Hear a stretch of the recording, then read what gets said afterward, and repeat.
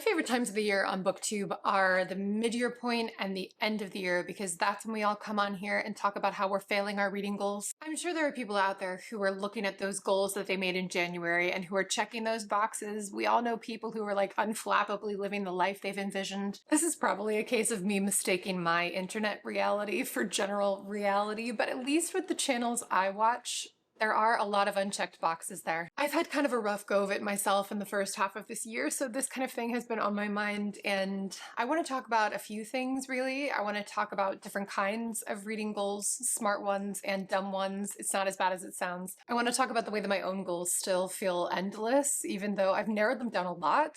And then there's this idea that I've been thinking about for a while and that I want to put into practice. I want to consider my reading more in terms of 3-year periods than year to year. The calendar year is just a ruthless metric, and I don't even know how useful it is for something that's as time-consuming as reading. If you're new here, my name is Jennifer, and most of the videos that I make are about specific books because the books I read are much more interesting than I am. No shame in that. But once in a while, I like to have more of a discussion style video, so let's talk about one of my favorite subgenres of video, which is the end of the year reading check-in, aka the end of year reading autopsy. First of all, the rise of Storygraph means we're all more confused than ever about the difference between data and information. I see people just with a plague of pie charts, and pie charts do something to you. They make you think there must be something there to learn if you could only figure out what it is. People want to believe that if they just had the right reading spreadsheet, they could win the war against entropy. But second of all, once people start listing their initial goals, it's like,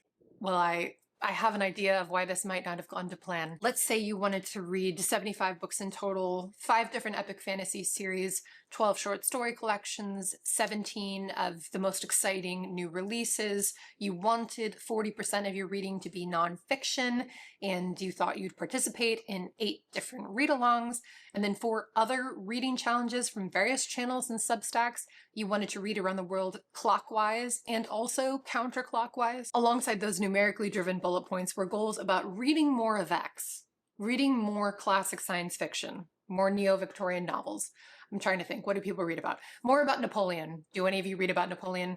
More of the great books as determined by that one guy you watch who claims that there have only been 7 great works of literature in the last 20 years. If you like reading enough to watch BookTube, a niche within a niche, then that means this probably isn't foreign to you, whether your problem is more or less acute, because what's fundamentally happening here is that often our reading lists are a list of our desires and not of our plans, which is fine. It's completely fine. I love a good daydream masquerading as a plan. That's like half of the thoughts that enter my mind. And maybe that's why people who love reading tend to have some of the best attitudes about failing or falling behind on our goals, because failure is almost implied from the start. It's also true that readers as a community tend to celebrate smaller achievements. The underlying goal for a lot of people is just to read a little more than they already do. So in a funny way, I think you get a different reaction from this community when you say, I wanted to read 50 books, that was the plan, but I read 30 books, than you would if you were part of, I'm trying to think of what else I watch. I watch a few runners, right? So if you were to join the running community and then say, my goal was to run a half marathon, but I had to stop after 7.5 miles, people would still be nice. They would say, hey, 7.5 is more than you could run at the start of this. But also, bummer. I'm sorry about that. Keep your chin up. For the reading example, people would probably just say, great work. Mission accomplished. The written word isn't having its finest hour here, you know? Reading a fraction of that amount would have been something to celebrate. Which, yeah, I agree with in spirit, especially because if you read more than 5 books last year, you read more than 70% of Americans. Although in my darker moments, I do find it depressing that we're meant to pull out the kazoos and the streamers whenever a person shows the least bit of engagement with any words on any page, but thankfully that's beside the point. I guess this is just another lost cause, Mr. Payne. I've been thinking about these dynamics more than usual because recently I was introduced to the SMART framework for goal setting, and SMART stands for specific, measurable, achievable, relevant, and time restricted. Let me tell you, when I first read through that framework, I burst out laughing because it's humbling to know that your goals are officially and almost exclusively dumb. There is this tension though between how smart goal setting would have you go about things and the way that many of us think about our reading lives from a bird's eye view. And that's not to say that you can't use the SMART idea as a way of getting closer to your larger goals. So I guess the idea is that instead of saying you want to read more poetry, you say, I'm going to read 2 poetry collections a month. And that's how you go about reading more poetry. That kind of setup doesn't work for me, and it doesn't seem to work for most of the people I watch. God bless us, everyone, but that's one model for how to go about this. Less relatable, but I realized that I use my new video format in a SMART goals kind of way, where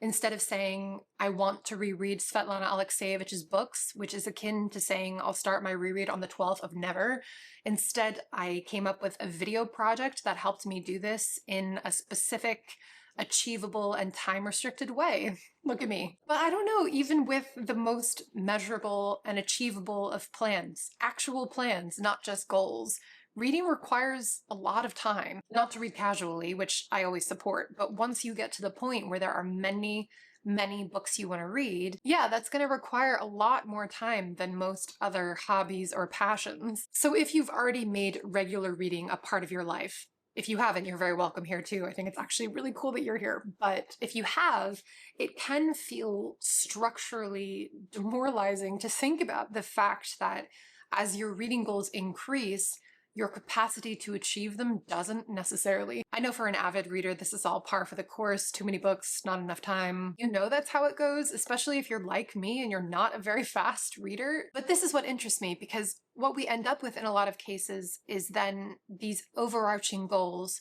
that are meant to be extensive and extended, to take years of reading, to be ongoing. I haven't wanted to think about my reading goals that seriously over the last year because, as I'll discuss, I wasn't exactly thriving and I wasn't in a position to read as much as I would usually want to, but now that I'm on the other side of a few life transitions and I have a routine I'm building again and that I can depend on, I love a routine, it felt like a really good time to take stock of my overarching goals. And that's what they are, overwhelmingly. Not a SMART goal in sight. Now, it's only fair after making loving fun of my booktube colleagues that we also make fun of the futility of my reading goals, so here are the major ones that sprang to mind. I like to think there's a kind of nobility to this level of futility. I picked some random books off my shelf to represent the different categories here, but the first one is just to read my TBR, to read what I already own.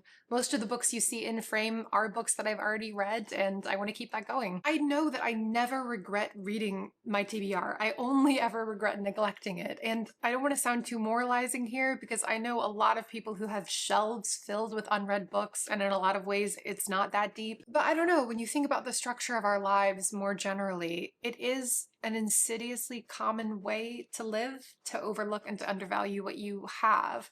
I think 20th and 21st century American culture take the cake in that respect historically. And with a bookshelf, the wonderful things you already have are there in front of your face. To get more specific though, the first book in the pile is meant to represent biography. It's Alan Walker's book on Chopin. And I didn't realize that I loved biographies until a few years ago. I think I had a vague sense that there was a kind of person who read biographies and that I wasn't that kind of person, and I don't know where that impression came from exactly, but once I started working with them professionally, I realized just how enjoyable they are. That's in large part because there's that fascinating three-way interplay. There's you, the reader, there's the biography's subject, and then there's the biographer. And the biographer's presence is often much starker than how you experience authorship in other genres. So it's a goal of mine to keep reading all different kinds of biographies and all different kinds of biographers. The next book is a memoir, but it's really representing my other big nonfiction category, which is history. This is Vera Brittain's World War I memoir, Testament of Youth. And when you think about it, having a focus on history and biography really does narrow things down.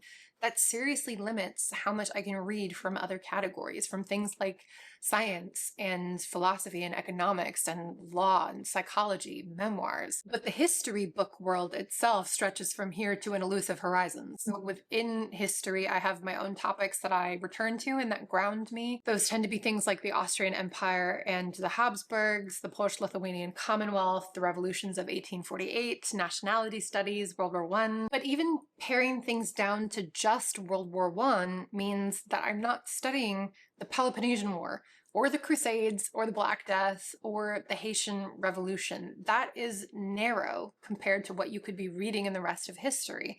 But within World War I itself, there are whole worlds. I could be reading about just the Battle of the Somme for months on end, easily. Maybe the broadest interest of mine is books about Eastern Europe and Eurasia, both fiction and nonfiction, across genres and across the region, which for me extends from Central Europe to the Caucasus and parts of Central Asia.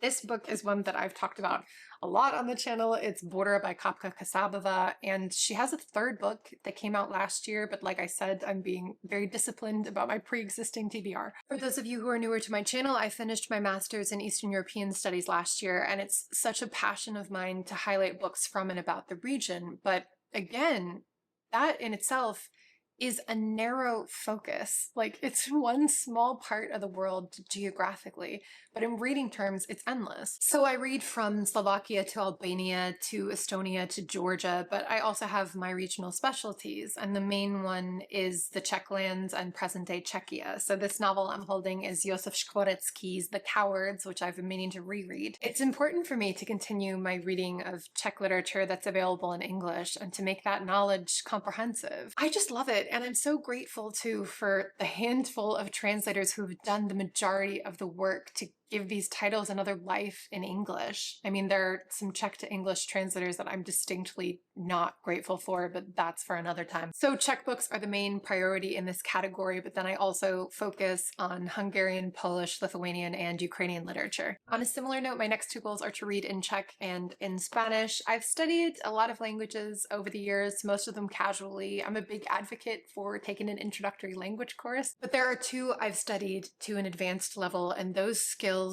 are hard-won and they're really meaningful to me. This contemporary Czech novel currently isn't translated. It's Pavla Horáková's Teorie, podivnosti, Theory of Strangeness, or Theory of Oddity, maybe.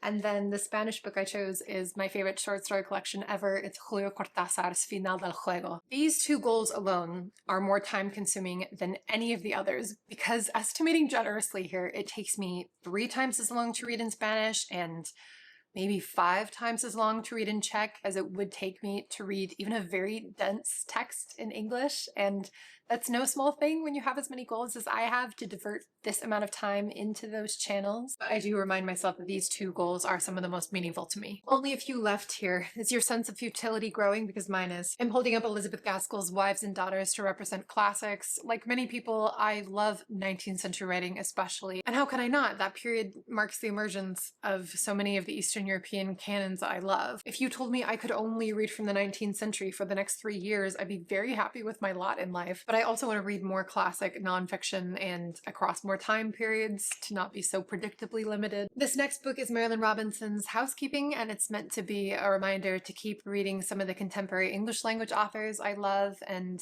to keep incorporating at least some newer novels into my reading life. I want to appreciate some of the special authors who are at work in my native language now. So this is Robinson's one novel of her 5 that I haven't read yet. I've been saving it because to find a living author who makes your heart sing and who brings your brain alive, I mean, there's nothing better. The last main goal is to keep reading epic fantasy. This is called The Absolute Book. It's by Elizabeth Knox. I represented this book in foreign markets a few years ago, and she's a Kiwi author, actually. I find this to be the genre with some of the best character development I've ever read, some of the most incisive political thought I've read, They're stories that are both thrilling and psychologically and morally complex, at least the good ones. I'm not saying anything that real fantasy champions don't already say more eloquently than I can, but this goal definitely suffers from being on a lower tier than the others. I'd love, though, to have a year in a cabin in the woods where I only read epic fantasy. I say that, but like probably not in the woods. I am one of those types that attracts mosquitoes. Are any of you like that? My blood is like filet mignon to them. So those are my big primary goals. And I've been asking myself, should I make numeric goals for any of these? Should I make it a goal to read 5 biographies next year? I honestly don't know. I know it's not my instinct and that I have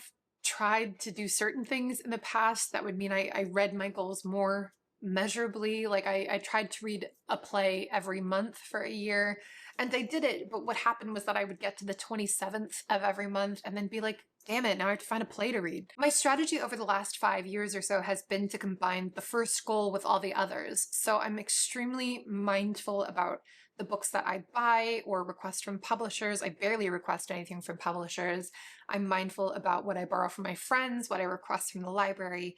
And in practice, all of that means that my TBR is stocked but not overwhelmed with top priority books. So then it's just a matter of reading my TBR. Now that I've assessed the situation, I understand that that's how I've been threading the needle without putting specific numbers on anything. I want to keep an eye on how things progress more broadly over the next few years because I am thinking about 2025 as the first in a 3-year reading period. And I want to talk about why that is. It's a small personal section, so I've saved it for the end for anybody who's still here and still listening. Essentially, 2025 has had some serious highs and lows to it, and that's even truer for 2024 because I had the highs of finishing my thesis and my master's program, and then the unrelenting low of job searching for the remaining 8 months of that year. It took me 10 months to find a full-time position, and really over a year in total because I was actively job searching during my master's. And I've always had a safety net. If everything were to fall apart right now, I could move in with my parents or with one of my much more successful siblings if I needed to. And that's the important distinction in a country like the US. It's whether or not you have baseline security, even when things are going wrong, when you're unemployed, for example. And so many people don't have that. And I'll say too, for what it's worth, that when my student health insurance ended, I was on Medicaid, and that's how I could access care. So for that to be taken away from so many people is mind-numbingly cruel. So I know I'm talking about the lesser end of things when I'm focusing on my own experience, but even in a lesser sense, it was like pretty horrendous. I don't even like talking about it that much because YouTube isn't my therapy. Therapy is my therapy, and I've processed a lot of this, but I also know that unemployment is so isolating, and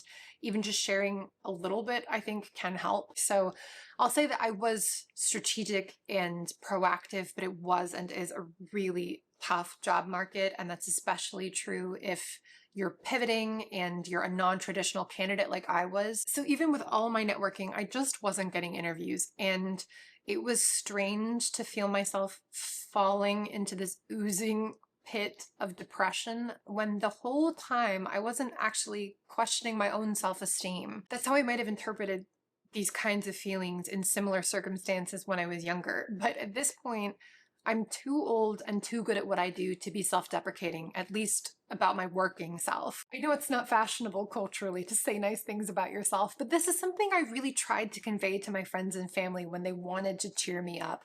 They almost wanted it to be a self-esteem issue because that's something they could help me with. The reality was, for the most part, this wasn't an internal battle. There's just so much that's out of your control in a job search, and it feels like you have to obsessively control the pathetic little things that you can. So as the months stretched on, it felt impossible to plan for my life because I didn't know where I'd be living, what the structure of my days would be like, what I'd be able to afford, what my salary would be. I was completely stagnant, couldn't think ahead, felt unable to commit to things, and this just went on and on. So I was really struggling and felt like a huge failure. Unfortunately, but I gotta say helpfully, the other students in my year were also struggling like I was, so I wasn't uniquely failing, but we would send each other voice notes like, this is really bad. I feel bad. all the time. It definitely didn't help things that I also had 2 leg injuries in 2024. So I tore my hamstring, and then after I rehabbed that, I injured my opposite knee. So I couldn't get out and go for a walk or be out and about without being in pain and without setting myself back. And I couldn't be all that mobile in general. Obviously, having a locked knee and being unable to vacuum and take your trash out isn't going to improve anyone's mood. The point of all this is that I did read a little, but that was mostly for the videos I made. And can I say how lovely it was to feel that kind of motivation in myself again in those circumstances. But in general, I didn't read much at all, especially relative to the time I had, which isn't surprising. When I'm feeling fundamentally unlike myself, I retreat from the things that I love. And I'm sure that that's the case for a lot of you. Here's our light at the end of the tunnel, you guys. All right, I got a job, which started at the end of March. Thank God. And it gets better because I'm very happy with the specific end result. My colleagues are such nice people, and there's a lot of purpose in my work. My role is important. I have an office with these big windows. There are modest but regular deposits in my bank account when I go to check it. Things have been looking up for me, that's for sure. But then when I started my job, my reading was limited for the opposite reason. I had too many good and new things that were happening. And the biggest of those initially was that I had a 3-hour daily commute.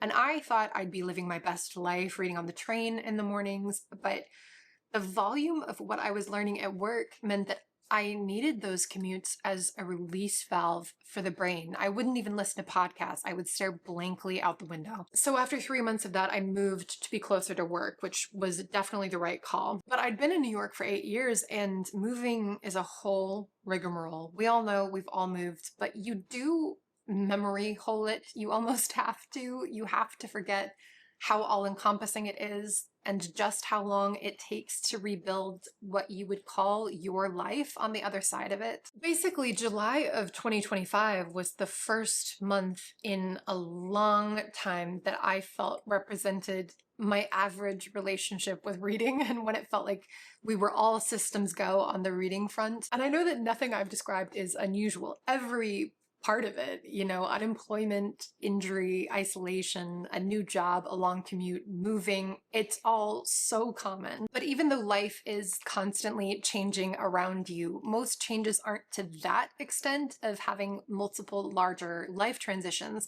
And when you do experience a period like that, time flies in an unfortunate kind of way. It feels almost meaningless to talk about my reading year as such, because what year? It was a blur. I was white knuckling it the whole time. Nothing was routine. Nothing was solid. My reading goals that are so precious to me were lying in a heap in a corner, untouched. And it's all normal, right? Both routine and upheaval are part of a normal life, but there's a different balance of each year to year, you know? So I started unconsciously at first to consider 2025 as the first in a 3-year span.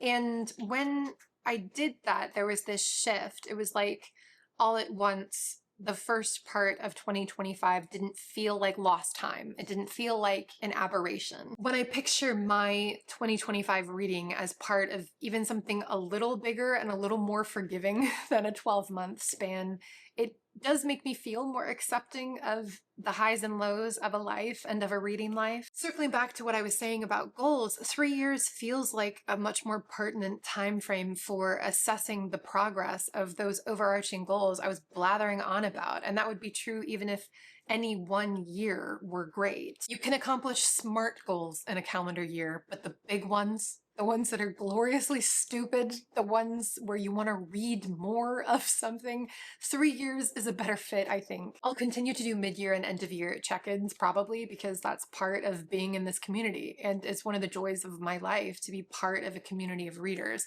But when it comes to the privacy of my thoughts, that I'm not committing to an SD card, I'm going to be tracking things along this more drawn out and hopefully informative continuum. What are your wild overarching, maybe unrealistic reading goals? Do you set numbers for yourself? Are you a pie charts and spreadsheets kind of person? More on my wavelength, what are the categories you want to read more of, whatever more ends up meaning in practice? Are your reading goals smart or dumb? I rarely ask questions at the end of my videos anymore, ever since I learned that YouTubers do that to increase the video's engagement, and maybe not because they actually want to know the answers, but I do.